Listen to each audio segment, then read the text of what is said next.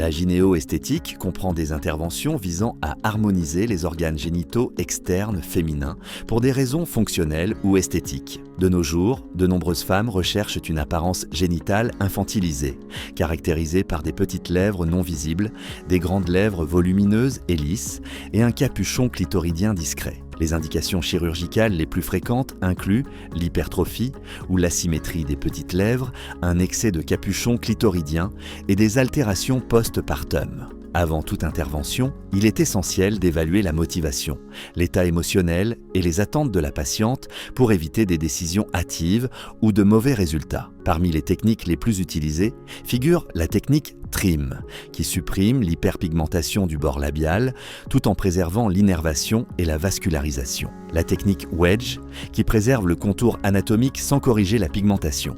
Et la technique de désépithélialisation qui réduit le volume sans modifier le profil pigmenté. La réussite chirurgicale dépend d'une planification minutieuse, d'un consentement éclairé et du respect des recommandations pré- et post-opératoires telles que le port de vêtements amples, une hygiène rigoureuse et un repos relatif. Les complications les plus fréquentes incluent des hématomes, des déhiscences et des infections, bien qu'elles puissent être minimisées par un suivi adéquat. En cas de déchirures obstétricales ou de lésions du corps périnéal, une réparation spécialisée est essentielle pour préserver la fonctionnalité et la continence. En revanche, il est impératif de distinguer la gynéo-esthétique de pratiques telles que les mutilations génitales féminines, une violation grave des droits de l'homme.